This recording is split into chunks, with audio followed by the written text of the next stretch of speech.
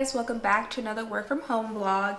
Today is going to look a little bit different because our team is attending a virtual tech conference, so I'm not actually logging on.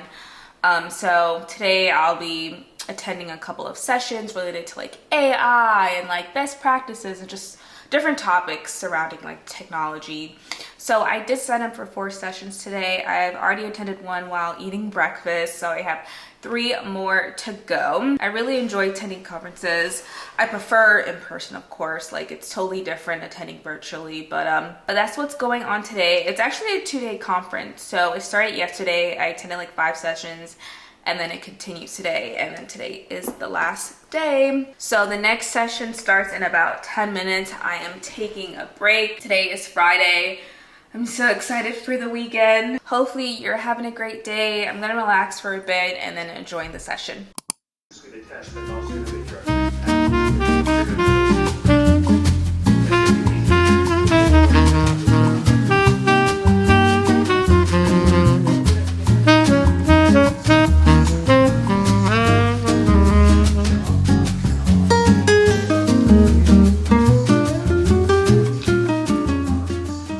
Hey guys, so I'm leaving the conference right now. I was in the middle of a session, but I have a facial appointment to go to. I haven't gone to my esthetician in a long time. It's been 7 months. She's gonna be like, where have you been, Maryam? But I'm supposed to get, a basic facial, a cleanse, extractions, which are my favorite, a mask, stuff like that, and then I added microdermabrasion. So I'm bringing my camera and my huge tripod. Okay, see you guys there. Hi, Robbie. Hi. Yes.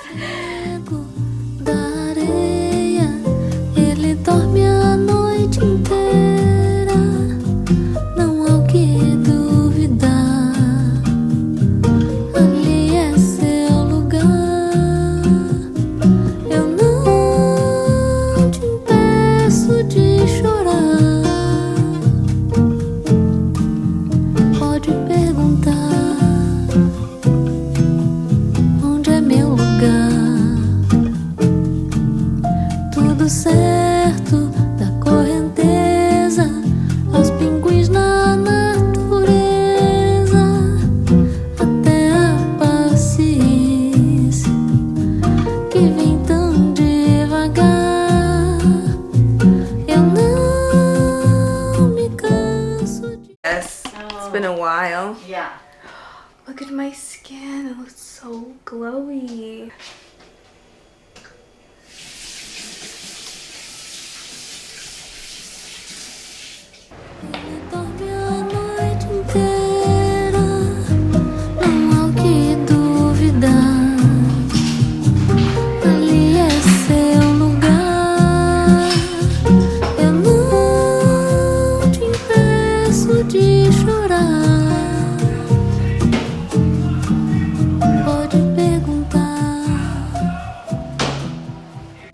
Hey guys, I just came back on time. My last session of the day starts in 3 minutes, but my skin looks so glowy. I love how it looks. She just added some sunscreen on my face, and my skin feels really soft because of the microdermabrasion she did. So I'm gonna book an appointment for next month. But I did mention to her that the cleanser that I'm using, the La Roche-Posay cleanser, I don't feel like it works, because after I use my toner with a cotton pad, I look down and I see the cotton pad is dirty. So then I wash my face for the second time, and the cotton pad is not as dirty, but there's still dirt on it. So it's really not cleansing my face properly. So she did give me a sample of her cleanser, so I want to see if this works for my skin. My skin feels good. It's nice and glowy. I feel good and refreshed after the facial. I'm going to log back in and then attend the last session. I'll see you guys after.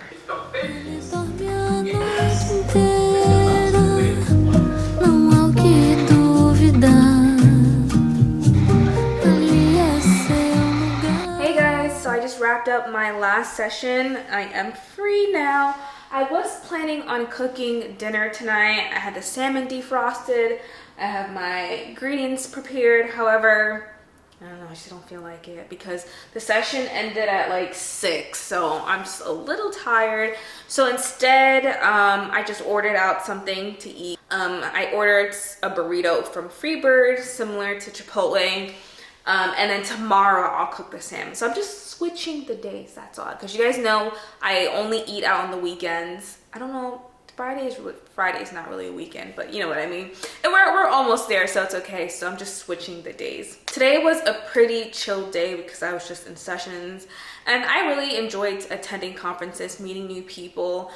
But it was virtual, so there was like no networking portion. It was just more like workshops, presentations, and you know, that was it. But I am going to a bigger conference in November, and I'm so excited for it. So I definitely have to go shopping later on for work outfits. I think it's, oh no, it's after Black Friday. It's not before Black Friday, so dang it. I would have saved money by waiting, so I'm gonna have to go shopping before Black Friday. While I'm waiting, I do want to edit a video. I'm literally almost done with it. I just have to add the music, some text, rewatch it, make sure everything looks good, download it, you know, export it, and then upload it.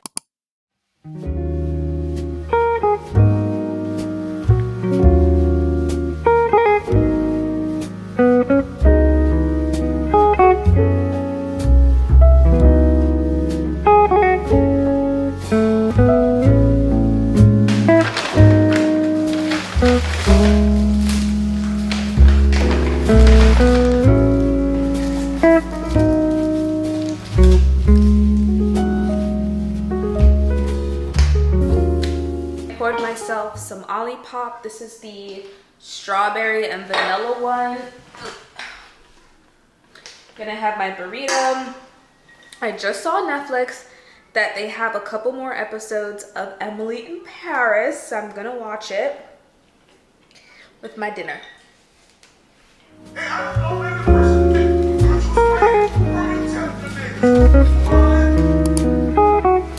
Hey guys, I am finally done editing. It's such a long vlog, so it might take up to like 4 hours to export and then maybe an hour or 2 to actually upload to YouTube, but I want to do a story time. So you guys know I recently came back from Vietnam. I was there for a week on vacation, but we were in the middle of a typhoon. So I wanted to share with you my experience because it just makes me not want to travel dealing with flight cancellations, especially when you have like 2 or even 3 connecting flights is too much. But we had 2 connecting flights and we missed those because of what happened. But I just want to share with you my experience. You might find it interesting. So grab a snack or drink and I hope you guys enjoy. So the day before we had to head to the airport, we were told that there's a storm coming. Did you hear about the storm? Like, oh no.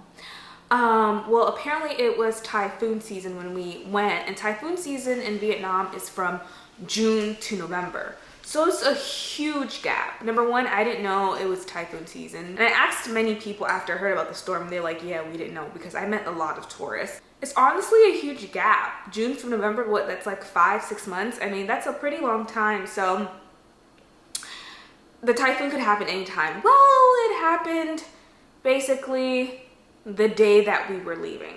So our flight was supposed to be at 11 p.m.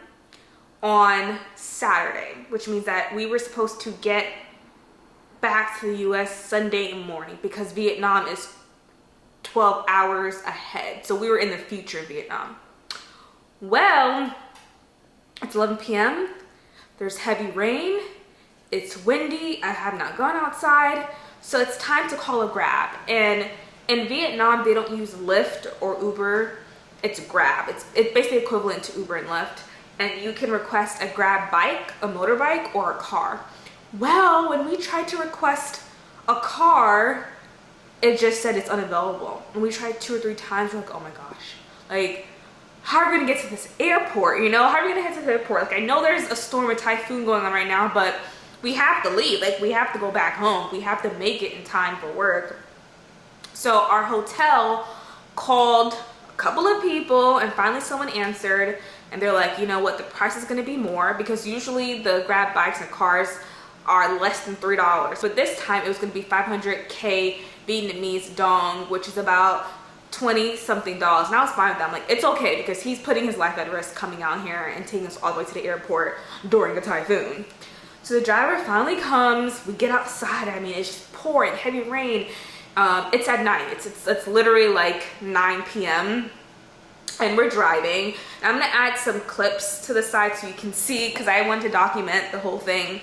But just to drive to the airport was just insane. Like, I didn't know if we were gonna make it. Okay, heavy rain, there's trees on the ground, they were knocked over. The roads, some of the roads are blocked. We are the only ones at the time like driving it. We don't see anyone else. Meanwhile, the guy is driving like 70 miles per hour, okay? And it's raining heavy. Like, I can't even see outside. It was pouring. And we were so close to the airport, and then there were trees blocking the road, and there was a truck that had their hazard light on. Oh my gosh, when I got to the airport. He goes outside with his umbrella to look around. It's so scary. It's just something out of a movie. It's just so dark outside, and all you see is trees right in front of you. And he comes back in, he's like, oh, and I'm like, okay, we're not gonna make it. We're gonna go back to, you know, the hotel. Well, he starts driving and makes a U-turn, and he basically finds another way to get to the airport. Like, great. And now I see other cars, and we finally made it to the airport. I'm like, oh my gosh, like, I was just happy we made it there safely, and I'm like glad to see other people. And then I told him, you get home safe, and he just nodded his head. I'm like, I don't know if he knows what I'm saying, but I'm like, thank you so much. We get inside, we see that our flight changes from 11 p.m. to 1 a.m. then 1 a.m. to 4 a.m. and we're already at the airport. So there's like a huge line, we're all standing, and it's like, usually they check you in with your bags 3 hours before the flight, but we're all here early because of the weather. So we're just sitting there for like more than 5 hours, just waiting to get through, you know, security checkpoint and get to our gate. And I feel like at that point, they should have let us check in early. Like, you know, under the circumstances, they should have, because we were just literally standing there waiting. There's no announcement, no one's talking to us. Vietnam Airlines, they weren't flying, but other airlines were flying. So then it gets to like 1 a.m. and then we realize, since our flight got pushed back, we're not going to make our connecting flight, which was supposed to be from Seoul, Korea. So then we're not allowed to check in because we need to have like a valid, you know, connecting flight, because we're just not gonna make it. So Vietnam Airlines helped us get another flight. So when we land, we're only gonna be in South Korea for 2 hours, and then we head to Dallas, and we should be in Dallas Sunday 8 a.m. Okay, so we board the plane in Vietnam, we fly. After like 5 hours, we land. And then I get a notification that our flight got canceled. So instead of leaving on the 8th, we're leaving on the 10th. And I was like, I'm not staying in South Korea for 2 days. 2 days? No. I need to get back home. So for like 5 or 6 hours, we try to rebook. We call American Airlines. They're like, you're gonna have to speak to Vietnam Airlines because they're the ones that booked. We try to get a hold of Vietnam Airlines, no one's answering. We go to the information desk. We go to just different places around the airport. We're in Terminal 1. We go all the way to Terminal 2. You have to take a shuttle and go through security checkpoint to get to Terminal 2. We're just calling people, trying to talk to someone. Meanwhile, I'm like, oh my gosh, I'm gonna get charged 25 cents per minute. But I'm like, you know, whatever, we have to rebook. Well, apparently, Vietnam only reserved seats for us. They never actually completed the reservation. They didn't pay for the tickets. So that's why American Airlines was like, what are you talking about? Like, we don't even see your ticket. We don't even have a ticket number. We're like, what? How's this even valid? So what they gave me a boarding pass. That wasn't even a valid boarding pass. I don't even know what that was. But Vietnam really messed up. Because we were supposed to leave at 5 p.m. in Seoul but it got rebooked to 2 days after. So we head to that gate and we see the American Airlines people, and they're like, yeah, their flight was canceled because they had toilet issues. So the plane was coming from the US and they were supposed to get to Seoul, but then they turned around because, I don't know, they had toilet issues. I was like, isn't there like 6 toilets on the plane? There's like 2 in the back, 2 in the middle, and then 2 in the front. I'm like, you really messed us up with this toilet issue. Like, OMG. Like, don't they check the planes? Don't they have to do some sort of inspection before it flies? This is so annoying. I remember dealing with this in Croatia where we had delays and we were at the airport and we had to wait like 3 or 4 hours, and then they said that there's a part missing on the plane and they're trying to get the part. Like, a part missing on the plane? Even if you get that part and put the part in the plane, I don't even want to be on that plane because I don't even know if you're rushing it. I don't know if it was put in correctly. Like, all these plane issues. Oh my gosh, this is so annoying. So they finally get us a new flight, but it doesn't leave that day. It leaves the next day. So we're like, okay, well, since we're not leaving anytime soon, are you gonna provide a hotel and a meal voucher? So they do that. After waiting for hours, we got our information. We had to wait another hour, and then they take us to the hotel. We stay there, and we finally, you know, the next day we finally fly and get back to the US. But I mean, it was just a lot. Okay, dealing with the time difference, dealing with like trying to figure out how we were gonna rebook, how are we gonna get back to the US. I had to tell my manager about this because I wasn't gonna make it. I wasn't gonna make it in time. So instead of landing in Dallas at like, I think it was 8 a.m. originally on Sunday, we landed Monday afternoon. So I was like, okay, well, I'm not gonna make it to work, and it's just very stressful situation. I got people calling me and texting me while I'm on a plane and when I'm trying to figure out how to get back to US. So it's just really stressful. Like I can't even like answer messages. I can't even call anyone right now. Like, I'm stressed out. I can't, you know, I gotta put myself first. I can't just stop what I'm doing to message or call people. Like, I was just so frustrated because no one was helping us. Each airline was pointing to one another. We called Korean Air at one point because our connecting flight was supposed to be with Korean Air. They're like, well, we can't help you because Vietnam booked you, but Vietnam actually didn't book us completely. It was just a lot. I hate flight cancellations, especially when you have connecting flights. It's just, I know things like this happen, but it's hard. It's hard. Like, if we had a direct flight and then they rebooked us maybe like a couple of hours later, that would be great. You know, if we were leaving the same day, that would have been great. But just the fact that they rebooked us 2 days later, like, how is that okay? We can't just sit around in South Korea. No. I just want to be home. It was just so stressful. So I was planning to travel again sometime in November, but I'm not even doing that. I don't know. I just can't. Just having to deal with this whole situation, like, makes me not want to travel. Like, I'm gonna travel, but I'm just gonna take a break now because that was just, it was a lot. It was a lot. And I see why there are public outrages in airports. Have you seen those videos where people are just like yelling at, you know, the people at the counter or just like physically fighting with someone? I'm like, these people are crazy.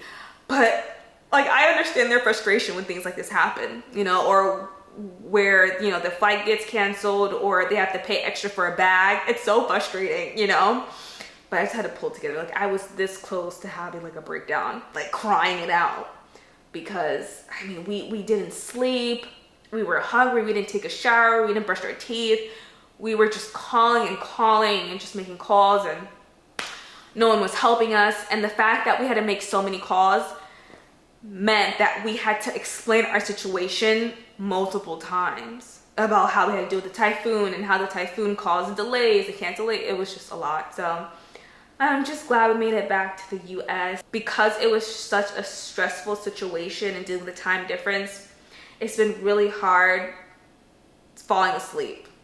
Like, I would fall asleep and then wake up at 3 a.m. And because I'm not sleepy, I'll go on my phone. And then by the time I fell asleep, I only had 2 hours left and had to wake up for work. It's been really stressful, like sleeping. So I'm trying to get back on time. I'm getting adjusted. Ooh, my legs kind of fell asleep. But yeah, that's my little story. Let me know down below if you guys had to deal with flight cancellations and like what happened and how'd you deal with it.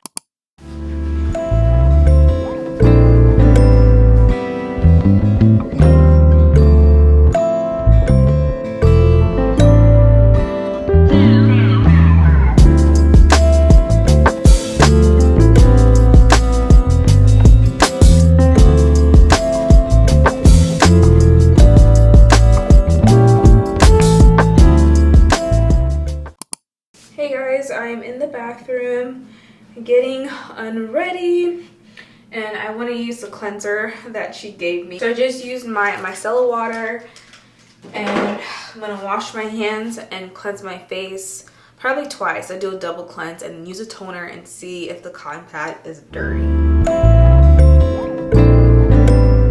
Okay, so I rubbed my face for 60 seconds and I'm going to rinse it off and do it again. It smells really good.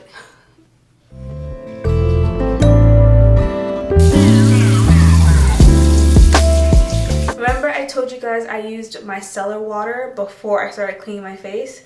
This is what the cotton pad looked like before I washed my face. Now this is what it looks like after I wash my face when I use my current cleanser. Even a little bit more darker than this. And look, after the toner. This is not bad. This is exactly what I want. Little to no dirt. Not bad, you guys. I do want to keep using it just to see how it is. Maybe I can give you guys like a week update. Then I just use my fan. Oh, it died. See, I used it a lot in Vietnam, almost every single day. Okay, it died. I'll just like fan it out. Now I am all ready for bed, you guys. Put on my Vaseline. Now I do want to talk to you guys about something. So ever since I created this channel, I've been getting a lot of emails from brands, people that want to work with me, that want to send me product. And I am not here to influence you guys to buy something. I am not an influencer. I just create content. And I feel like it's inauthentic for me to say, oh yeah, send me this product and I'll, talk about it with my subscribers and hopefully, they'll buy the product. I'm just really not interested in that. And a lot of these emails, they don't even spell my name correct. And then I'll click on the link that they sent me to their website. I'm like, this website looks a little sketch. There are 0 reviews, it just doesn't look right. And I don't know, I just don't like it. I don't want to be that YouTuber where every video it's a brand deal or every video it's a sponsored. It just feels inauthentic. Especially if the YouTuber like didn't even try the product for at least a week, They're just doing it because of the money. Now the people that have been sending me emails, they're not paying me, which is like fine because I'm small. They just offered to send me a free product and then like allow me to they just sent me a free product and they want me to review it on my channel. And I just had like just a bad experience one time. It was with my old channel back in college. A brand reached out to me. They had a mobile app and they wanted me to review it. So I had to make the video and then send it to them for approval. And mind you, like they sent me like a long list of guidelines, like things I shouldn't do, things I, should do, things I should talk about, things I shouldn't show. It was just too much. And yeah, I made the video, I sent it back for approval, and they were just telling me, don't do this, do that, can you redo this part? I'm like, oh my gosh, like, this is my channel. I was like, this is my channel.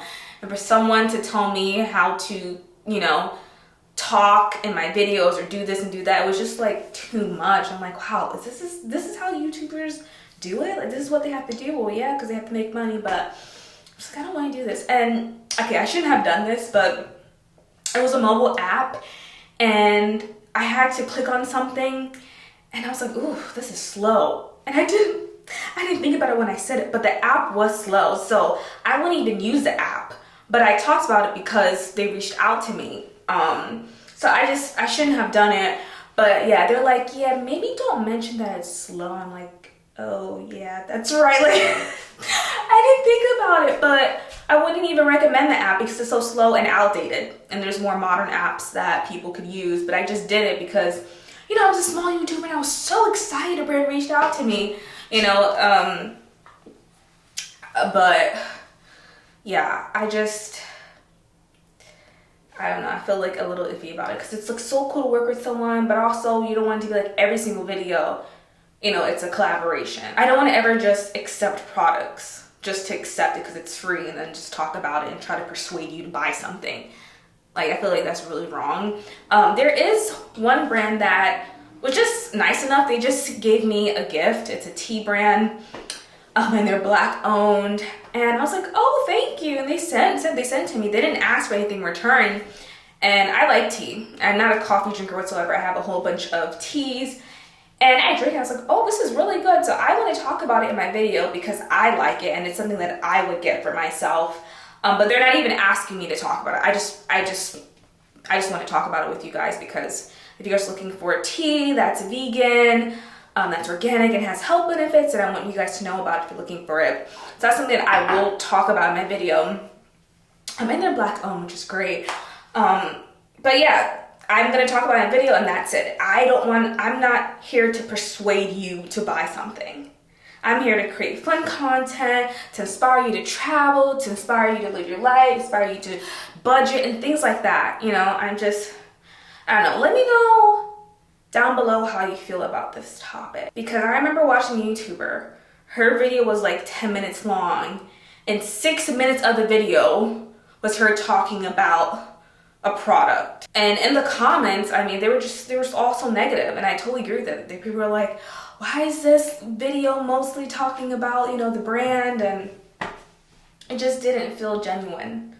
You know, so that's just how I feel. I just wanted to talk about it with you guys. You know, it's a little rant, but ooh, I'm thirsty. There's this one brand that reached out to me. They wanted to send me this garage container where you hook it up like at the top of your garage or something. I'm like, okay, if you watch my videos, you know that I'm in an apartment, so I can't even use your product. I can't even talk about it. So I'm like, that's a red flag. And in the email, they're like, oh, we just love your videos and find this. No, you never watched my videos. I can't even use your product because I don't have a garage. So, you know, there's just, you know, just trying to make money, trying to get out there, and I'm not the one to do that. Now, I'm not saying I don't want to work with any brand, but it has to be a product that I really like, not even once a month. It's just once in a while. It really depends on the brand. It honestly really depends. But that one experience just like, it just left a bad taste in my mouth. I'm like, oof, I don't even want to work with anyone. And then when they sent me the feedback, I had to refilm those clips. So I had to wear the outfit again, change my hairstyle to match. It was just so annoying. I'm like, oh great, now it's gonna take me 2 or 3 days to upload when I could have uploaded that same day I filmed, but I had to wait for approval. Like, ugh, that's just, it's so annoying. It's like, this is my channel, and I want to have control over what content I make. So, okay, that's enough. Okay, you guys, hopefully you guys enjoyed this video. This is a realistic day in the life of a person who works from home a few times a week. See you guys, bye.